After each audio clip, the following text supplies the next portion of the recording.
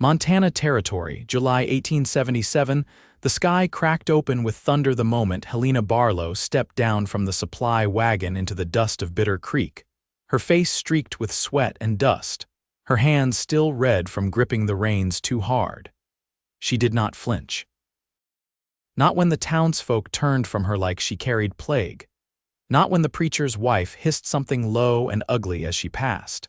And not when the sheriff who knew her since she was a girl refused to meet her eye. She had been banished from this town not even 3 months ago. For telling the truth. Helena squared her jaw and walked straight down Main Street, her boots loud against the cracked boards of the walkway. She had no family left, no home to return to, and no apology to offer. She had spoken out when no one else would when Ruth Tanner's boy went missing and Helena had seen the bruises on his arms weeks before. She had said the boy's father did it, said it plain, said it loud. And 3 days later, she was forced onto a wagon and left on the edge of the territory with nothing but a tin of biscuits and her father's broken compass.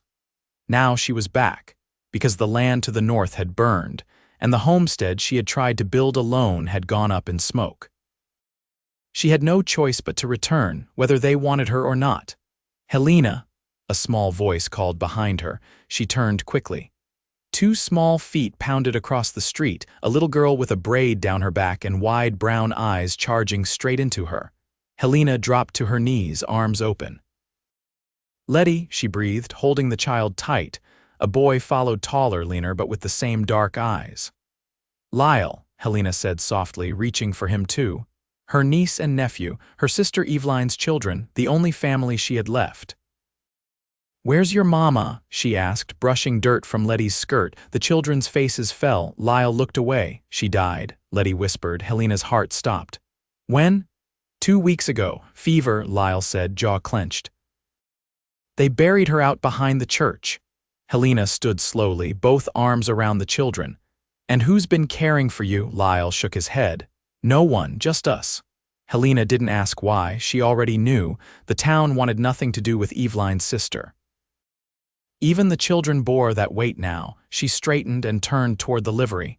She needed work, a roof, a way to keep the kids fed. The rest she would figure out later, but 3 steps in, a man stepped into her path. He was tall, broad-shouldered with a sun-creased face and a rifle slung across his back. Dust clung to his worn coat and his hat was tilted low enough to shadow his eyes, but Helena recognized him. Wesley Kane. A cowboy with a quiet way about him, always watching, always listening. He had been Eveline's neighbor for years. When the war ended, he never left the cattle trails for long, but he came back to Bitter Creek often enough to be known. He looked at her, really looked. Not with suspicion, not with pity. "I heard what you did," he said, voice low. Helena crossed her arms. "Then you know they threw me out for it." "I do." The silence stretched, broken only by the rustle of wind and the creak of a shutter swinging loose.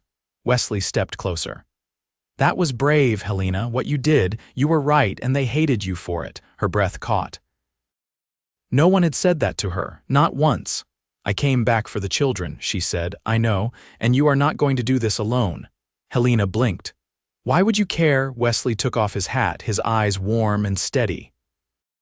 "Because that is the woman I want beside me."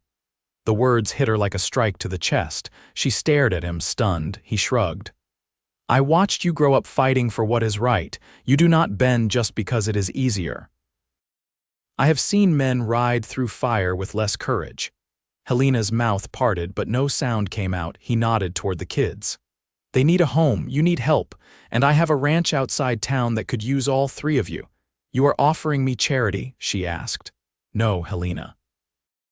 I am offering you a place by my side if you want it." She looked down at Letty, who clung to her hand, and Lyle, who stood like a soldier waiting for orders. Then she looked back at Wesley. "Why me?" she asked.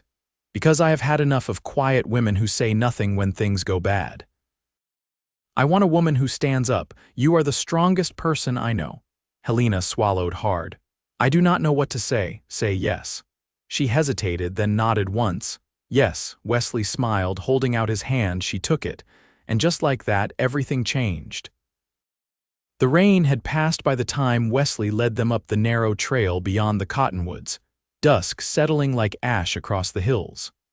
His land sat quiet beneath a slate sky, the air sharp with pine and the soft clatter of hooves on stone. Helena rode behind him, one arm around Letty, the girl half asleep against her chest. Lyle rode ahead on a sway-backed mule Wesley had traded for 2 winters ago. Stubborn thing, but loyal. The cabin came into view just as the last light left the sky rough-hewn, with a stone chimney and a lean-to barn beside it. Smoke curled faint from the flue, and Helena saw the faint flicker of lamplight through the window. Wesley had kept the place lived in, if spare. No signs of another soul.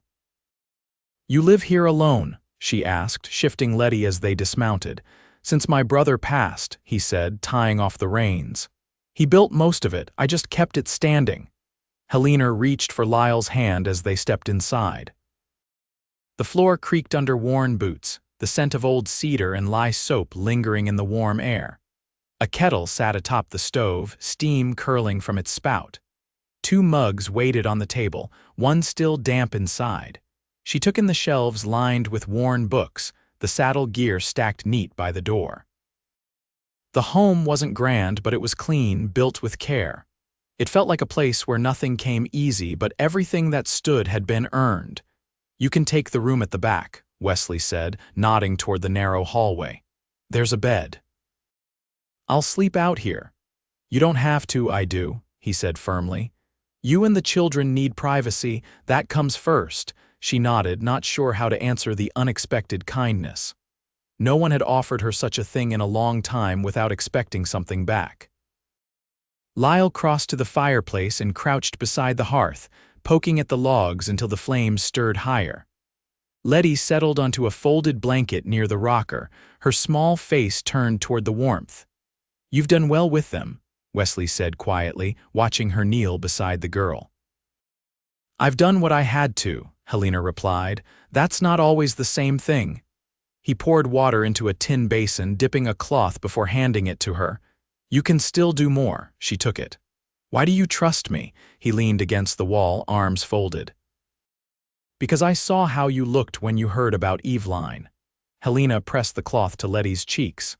"She kept writing to me even when the others turned their backs, said she didn't believe the lies." Her voice caught. "I never got a chance to thank her."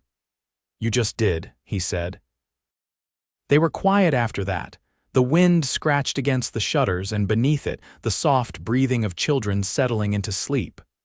Helena stood, wiping her hands on her skirt. "Tomorrow I'll start helping with the chores," she said.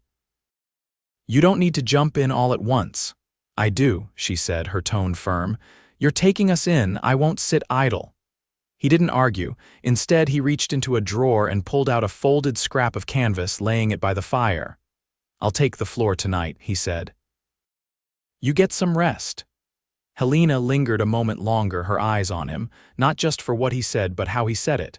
No fuss, no expectation, just steady ground beneath her feet. She stepped into the back room, closing the door gently behind her. The bed creaked under her weight, and she sat for a long while in the dark before lying down beside Letty, who had curled into the blankets without a sound. Outside the room, she heard Wesley settle onto the floor, the fire's low pop marking time in the silence. For the first time since she'd been cast out, Helena let herself close her eyes without fear. And in the quiet, she realized something strange and unfamiliar. She felt safe. A week passed before Helena dared let herself believe in the rhythm of quiet work. She rose before the sun, her palms raw from mending fences and pulling water, her mind sharper than it had been in months.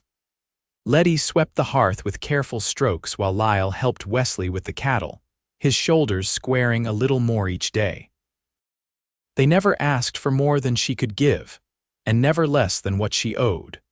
One morning, as the dew still clung to the grass and the sky burned pale over the ridgeline, Helena dragged the last of the laundry onto the line behind the cabin. Her arms ached from the wringing, but the ache felt honest. She looked up to see Wesley leading his mare out from the barn, saddle cinched, rifle slung high. "You riding out?" she asked, pinning a sleeve to the wind. He nodded. South pasture. Something's been worrying the herd. Might be a cat. She wiped her hands on her skirt. You want company? Wesley paused at the fence rail. Could use your eyes. You notice things I miss. She hung the last shirt and followed him to the horses. They rode in silence for a while, the land unfolding around them in low hills and scattered pine. The trail narrowed to a slope marked by old elk tracks and droppings. Wesley dismounted to study the ground, brushing his fingers through the dust. Cougar, he muttered. Big one? Helena crouched beside him, noting the drag of a claw in the soft earth. Close by, maybe last night, it's moving low along the ridge. They remounted and turned east, the horses picking their way through brush and stone. The wind shifted, carrying the scent of blood. Wesley raised a hand, slowing them. They came upon a calf half hidden in a gully, its flank torn deep, ribs showing, still breathing but barely. Helena slid down and approached it slowly, her voice low. The calf blinked once, its chest heaving. She knelt and pressed her palm to its side. I can end it, Wesley said quietly. She shook her head. Let me. He handed her the knife without a word. When it was done, she stood and wiped the blade clean against her boot. Wesley watched her, his brow drawn. You've done that before, he said, twice. First time was a mule with a shattered leg. Second was a neighbor's dog after a cow kicked it in the jaw. My father couldn't bring himself to do it. He nodded. You carry things quiet. She looked away. Some things don't leave room for talking. They buried the calf beneath a stand of juniper, the soil dry and stubborn.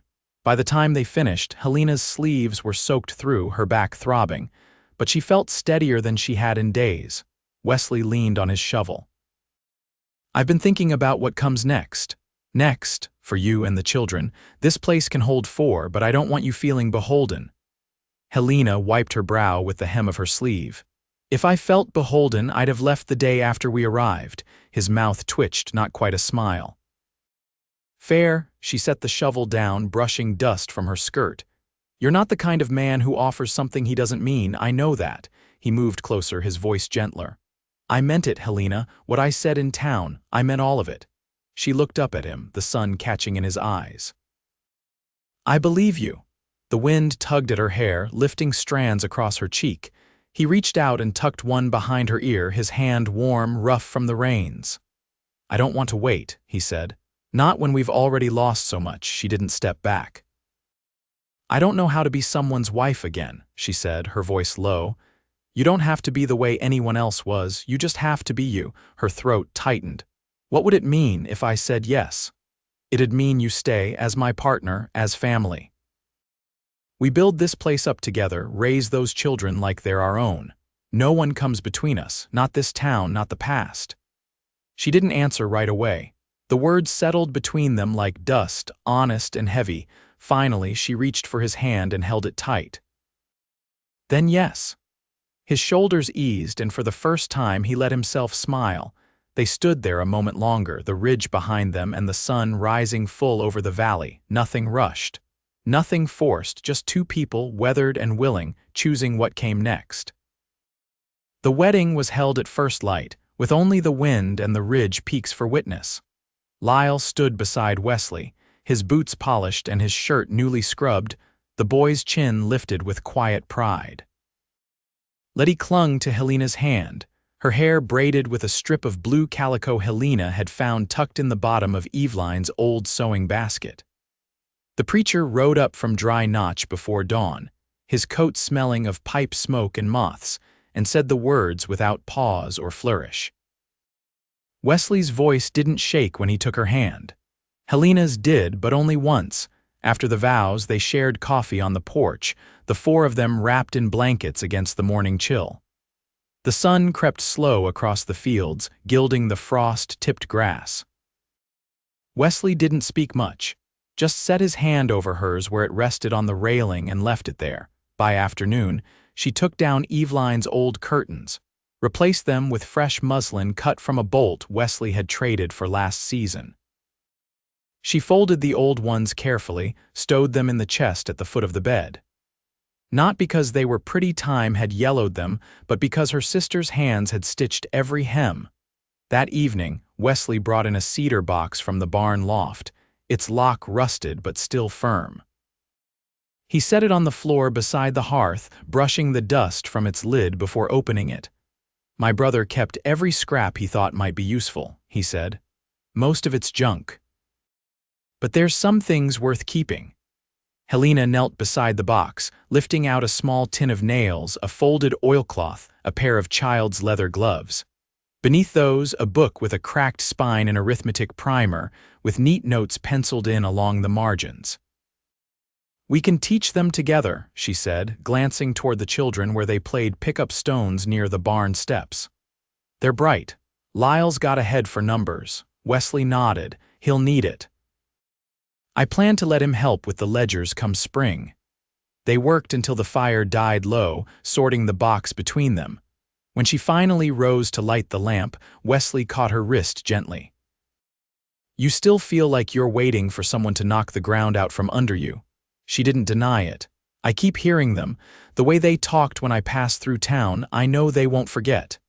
"They don't have to," he said. "Let them talk. They'll never come out this far. And if they do, they'll answer to me. It's not just them, it's what they took from me. You've built something better." She let out a slow breath. "I don't know how to stop bracing for the next hurt." "You don't have to stop," he said. "You just have to let someone brace with you." That night, she didn't lie awake counting cracks in the ceiling or listening for footsteps that never came. She slept with his hand wrapped around hers, her breath steady in the dark. In the days that followed, they fell into a rhythm that bent toward permanence. Helena took to the ledger books with the same precision she once gave to mending seams. She tallied the feed stores, marked the cattle tags, and noted the dates of calving.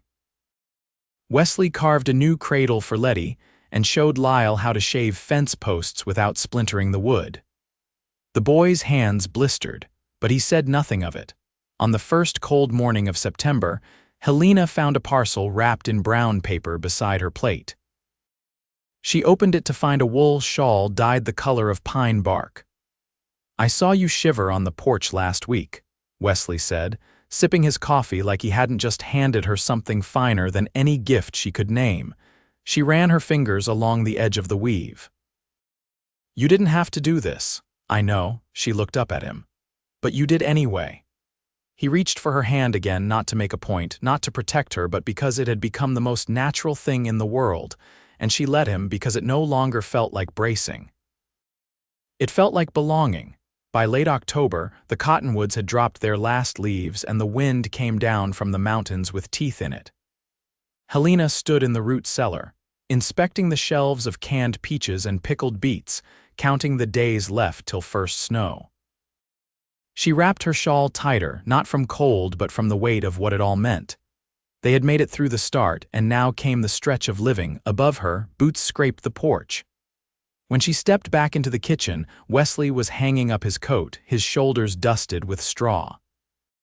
"Barn roof's near ready to give," he said. "That storm brought a leak through the north side." "I'll patch it," she said, pulling a rag from the wash basin and wringing it out. "You'll need someone steady on the ladder. You offering?" "I don't see anyone else here with both hands free," he grinned, the kind that didn't ask for attention. "I'll set the ladder after breakfast." They ate quietly, cornmeal mush with apple slices, a bit of salt pork crisped in the pan. Lyle fed the chickens without being told, and Letty had begun humming a tune Helena didn't recognize as she helped wipe the table. The house breathed full now. Every corner held signs of them thread in the windowsill, a carved horse on the mantel, Lyle's spelling slate propped beside the door.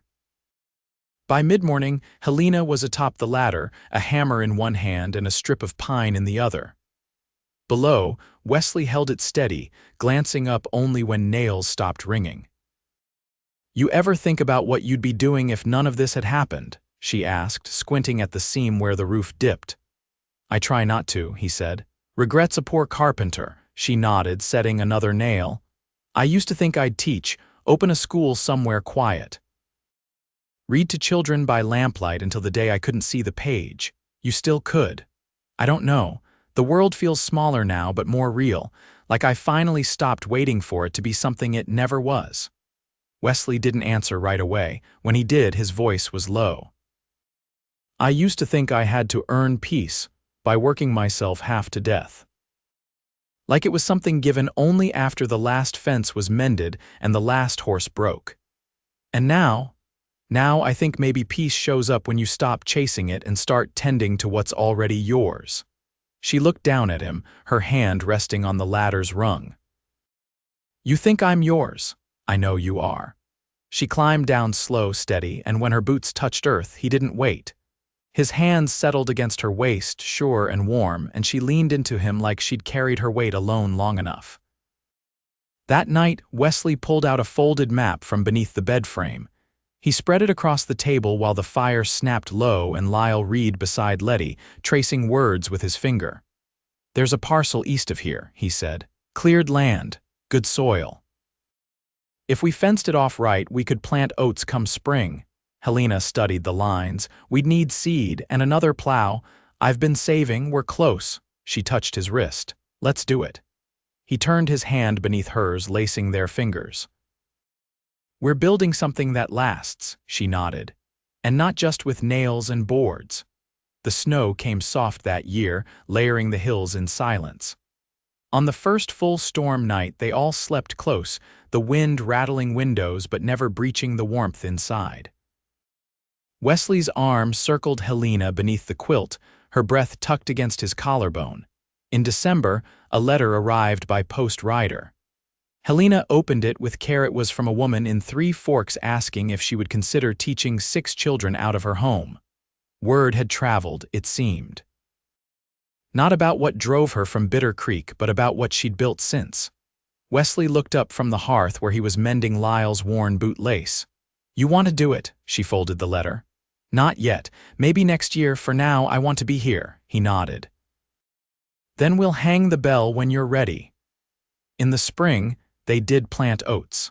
Lyle took to the plow like he'd been born to it, and Letty followed Helena through the rows with a basket of seed, her braids bouncing with each careful step. They built a new coop for the hens and painted the cabin shutters blue because Letty said Eveline would have liked it. They spent Sunday mornings on the porch, Wesley's hand always finding hers, no fanfare, just a quiet knowing. The town never came calling. They didn't need to. By the next fall, Helena had started teaching from the front room. 3 children came at first, then 5. She taught them by lamplight, just like she'd once imagined. Wesley helped Lyle keep the books and Letty read aloud in the evenings, her voice growing stronger with each page. One night, with the harvest put up and the fields at rest, Wesley brought out a wrapped bundle from beneath his coat. Inside was a locket, simple brass with space for 2 small sketches. One was Eveline's, drawn from memory. The other, Helena's, traced by Wesley's own hand. For when we're apart, he said, though they rarely were. She closed it gently, then leaned into him as the fire burned low. They stayed that way long after the children had gone to bed, the night pressing soft against the windows, everything they'd built folded around them like a second skin. And no one ever cast her out again, not from her home, not from his heart.